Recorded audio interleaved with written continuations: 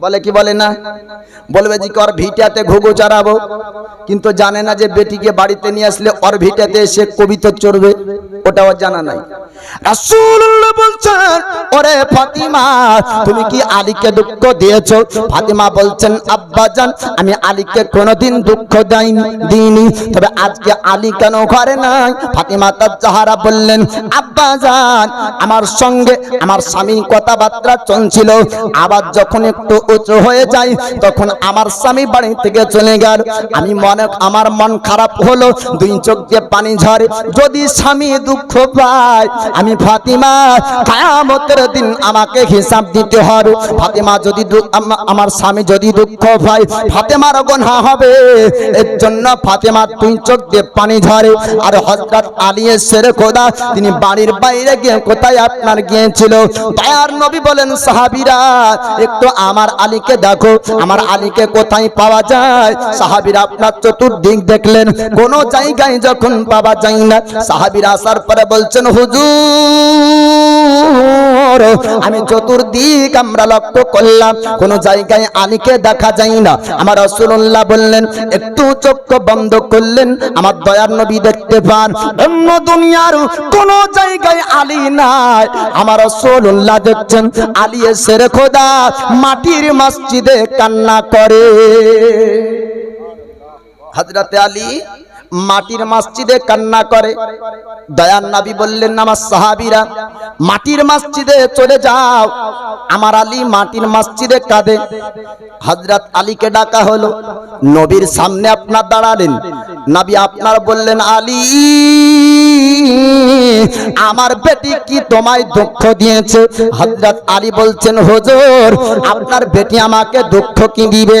আপনার বেটির অন্তরে আমি আলী হয়তো দুঃখ দিয়েছি বলে মসজিদে কান্না করি, কেননা ফাতেমা দুঃখ পেলে হুজুর আপনি দুঃখ পাবেন, আপনার মনে দুঃখ দিতে আমি আলী কোনদিন চাইনি। জোরে বলুন সুবহানাল্লাহ।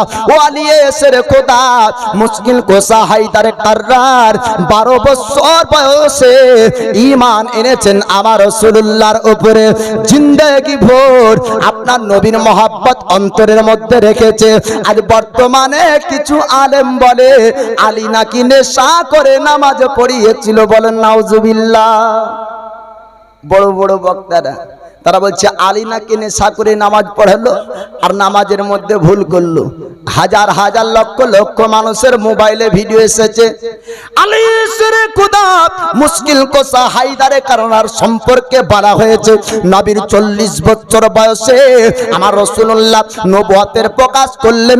বাল্যদের মধ্যে সর্বপ্রথম ঈমান আনলেন আলী শেরে খোদা। পুরুষের মধ্যে আবু বকর সিদ্দিক, মহিলার মধ্যে খাদিজাতুল কুবরা, গোলামের মধ্যে যায়েদ বিন হারিস, চারজন ব্যক্তি সর্বপ্রথম ঈমান আনলেন রাসূলুল্লাহর উপরে। তো সর্বপ্রথম বাল্যর মধ্যে ঈমান যিনি এনেছেন তার নাম হলো আলী শেরে খোদা। হাদিস শরীফের মধ্যে আপনার বলা হয়েছে, যার জীবনে এক ওয়াক্তের নামাজ কাজা নাই তার নাম হলো আলী শেরে খোদা। বলুন সুবহানাল্লাহ। আলী শেরে খোদা বলে, হুজুর আপনার বেটি ফাতেমা হয়তো আমার কথায় আঘাত পেয়েছে, এর জন্য আমি মাটির মসজিদে গিয়ে আমি আল্লাহর কাছে দোয়া করি, এর জন্য মাটির মসজিদে গিয়ে কান্না করি যেন আমার দ্বারা ফাতিমা দুঃখ না পায়। আমার রাসূলুল্লাহ বললেন, ও আলী তুমি চিন্তা করো না, ফাতিমা মনে দুঃখ পায়নি, ফাতিমা তোমার জন্য কাঁদে। তার বেটি বলল তার আব্বাকে, আব্বাজান আপনি আমার বিবাহ ঠিক করেছেন? বলে হ্যাঁ তোমার বিবাহ ঠিক করেছি। বলে তো আমার বিবাহ যদি আপনি দিতে যান আমার আপত্তি থাকবে না, তবে আমার একটা শর্ত মানতে হবে, আমার একটা কথা মানতে হবে। বলে কি কথা মানতে হবে? আমার যদি বিবাহ দেন তবে আমি একজনকে দাওয়াত দিব, আপনাকে ওই ব্যক্তিকে দাওয়াত দিতে হবে। বলে নাম তার কি? মানে তার নাম হলো ফাতিমা। বলে আমাদের ধর্মের ব্যক্তি না, মুহাম্মদের বেটি ফাতিমাকে দাওয়াত দেওয়া যাবে না। আমার বাড়িতে কোনো গরিব আসবে না, আমার বাড়িতে ধনীরা আসবে, আমার বাড়িতে সর্দারেরা আসবে, আমার বাড়িতে কোটি কোটিপতিরা আসবে, আমার বাড়িতে লাখপতিরা আসবে, আমার বাড়িতে অনেক অনেক টাকাওয়ালা মানুষেরা আসবে। এর জন্য আমার বাড়িতে ওই রকম গরিব ব্যক্তির দাওয়াত হবে না, সুন্দর লেবাস পরতে পারবে না, সুন্দর কাপড় পরিধান করবে না, আমার সম্মানের আঘাত আসবে, আমার সম্মান হারিয়ে যাবে। এর জন্য ইহুদির বেটি বলল, আব্বা চিন্তা করবেন না, আব্বা টেনশন করবেন না, আমি ফাতেমাকে বলবো সুন্দর লেবাস পরিধান করবে, ভালো কাপড় পরিধান করবে। ফাতিমা তো জোহরার কাছে আসার পর ওই মহিলা বলল, ফাতিমা আমার বিবাহ আব্বা ঠিক করেছে, তবে আমি তোমাকে দাওয়াত দিই, তবে আপনি যাবার পূর্বে সুন্দর একটা লেবাসের ব্যবস্থা করবেন, সুন্দর কাপড় পরিধান করবেন। আব্বা এমন এমন শব্দগুলা বলেছে, ফাতিমা তা জোহরা খাবার খাবার জন্য না, খাবার খাবার জন্য না, একটু তাদের কথার জবাব দেওয়ার জন্য আপনার গিয়েছিলেন। জোরে বলুন সুবহানাল্লাহ।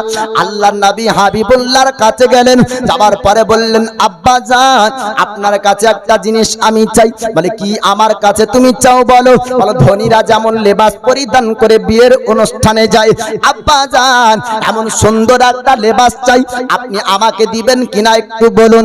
আমার দয়ার নবী বললেন, ফাতিমা রে চিন্তা করো না ফাতিমা, আমি তোমার আব্বা তোমার জন্য আমি লেবাসের ব্যবস্থা করব। আমার আল্লাহ পাকের কাছে আপনার হাত তুললেন। আমার দয়ার নবী বলে, মাগো আয় আল্লাহ আমার বেটির জন্য একটু লেবাসের ব্যবস্থা করে দেন। আল্লাহ পাক আল্লাহ তাআলা জান্নাতি রমণীর জন্য জান্নাতি জোড়া আপনার পাঠালেন, জান্নাতে আপনার পোশাক পাঠালেন।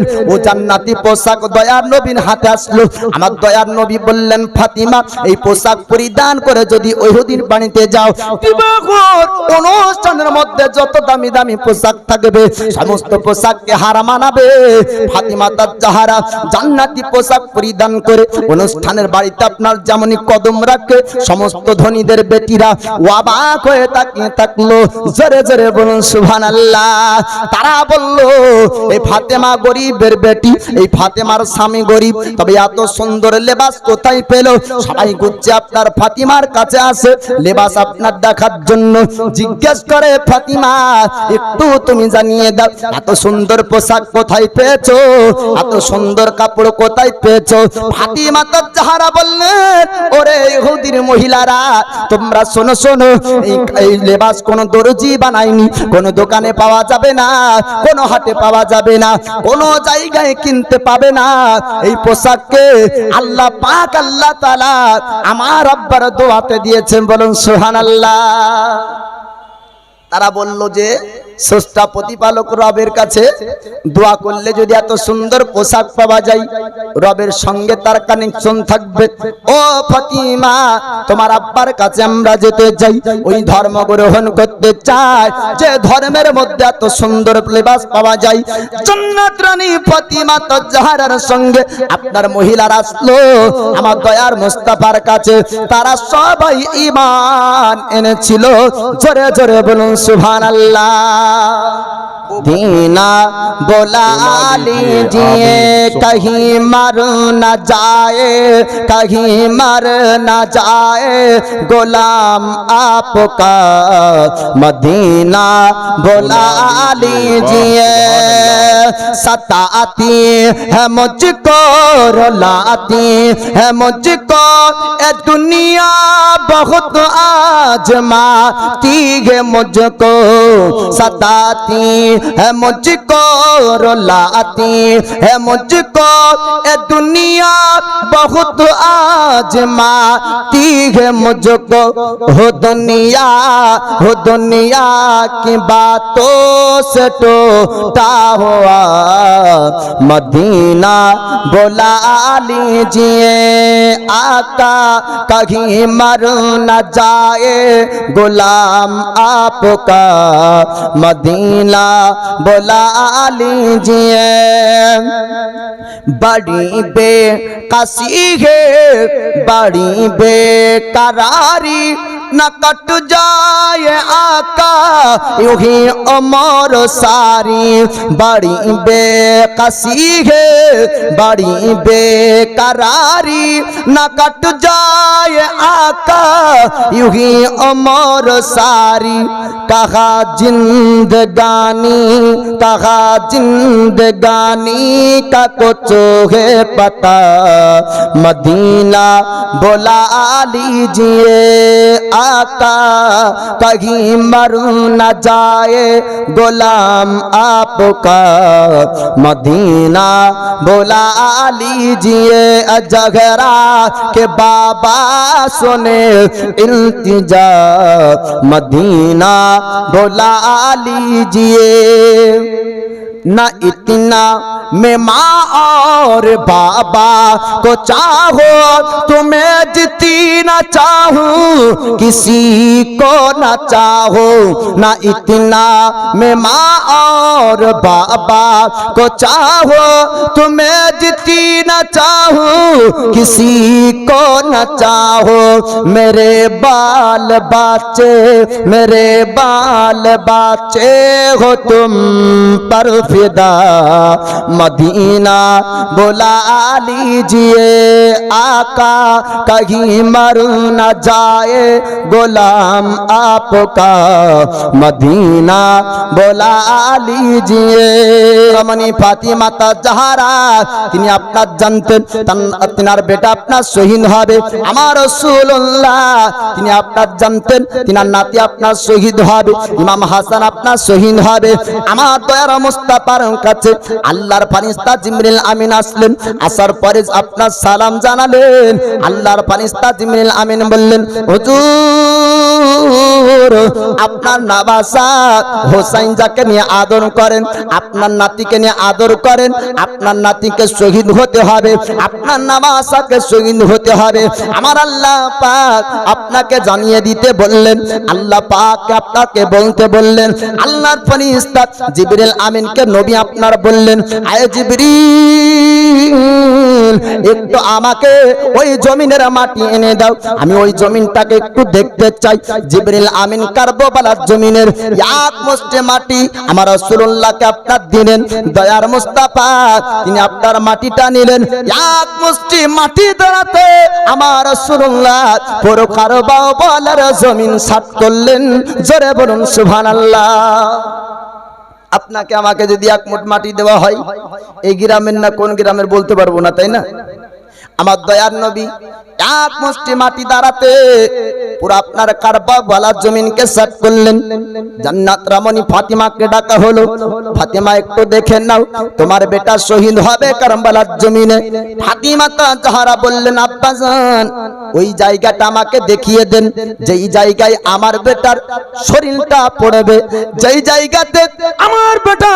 শহীদ হবে যেই জায়গায় আমার বেটার লাশ থাকবে আমি ফাতিমা একটু দেখবো আসরা রাতনিতে আমি আসবো ধোলা বালিগুলা আমি পরিষ্কার করব জোরে বলুন সুবহানাল্লাহ সগরা কান্দে মদিনায় আসগার কান্দে কারবালায় সগরা কান্দে মদিনায় আসগার কান্দে কারবালায় পানি পানি পানি পানি করে আসগার আব্বাকে জানা ইবনে হায়দার চাইছে পানি কারবালার সিনায় সগরা কান্দে মদিনায় আসগার কান্দে কারবালায় আসরা রাত বোরখা পরে আসরা রাত বোরখা পরে মা ফাতেমা আসিয়া আপন হাতে ঝাড়ো লাগায় কারবালাতে বসিয়া কারবালাতে বসিয়া ধোলা বালি কাটা পাথর ধোলা বালি কাটা পাথর দৌড়তে সরায় সগরা কান্দে মদিনায় আসগার কান্দে কারবালায় আসমান কান্দে জমিন কান্দে কান্দে হায়রে হায় আরো কাঁদে মা ফাতেমা আপন রওজায় সগরা কান্দে মদিনায় আসগার কান্দে কারবালায় পানি পানি পানি পানি করে আসগার আব্বাকে জানায় ইবনে হায়দার চাইছে পানি কারবালার সিনায় সগরা কান্দে মদিনায় আসগার কান্দে কারবালায়। ফাতেমা জাহরা বললেন, আব্বা জান একটু জায়গা দেখিয়ে দেন, আমি ফাতেমা ও জায়গাতে যাব। আমার রাসূলুল্লাহ আল্লাহর পয়গম্বর উম্মতের দরদি নবী, আমার ভবিষ্যতের বক্তা, গায়বের আপনার সংবাদদাতা, হাজির ও নাজির পয়গম্বর, তিনি আপনার বললেন ফাতেমা এই জায়গাতে আমার নবাসা আমার বেটা হোসাইন শহীদ হবে, তোমার বেটা হোসাইন শহীদ হবে। আমার তুয়ের মুস্তাফা ওই জায়গা ফাতেমা জাহরাকে আপনার দেখিয়ে দিলেন। জান্নাত রমণী ফাতেমা জিজ্ঞেস করেন, দুই চোখ দিয়ে পানি ঝরে, আব্বা জান আমার বেটা শহীদ হবে ইসলামের জন্য, হকের জন্য, আমার দুঃখ নাই, তবে আমি ফাতেমা একটা বিষয় জানতে চাই, যখন আমার বেটা শহীদ হবে, আমার বেটা কারবালাতে যাবে, আব্বা জান একটু বলুন বলুন ওই সময় আপনি কি থাকবেন? বলে না না, আমি ওই সময়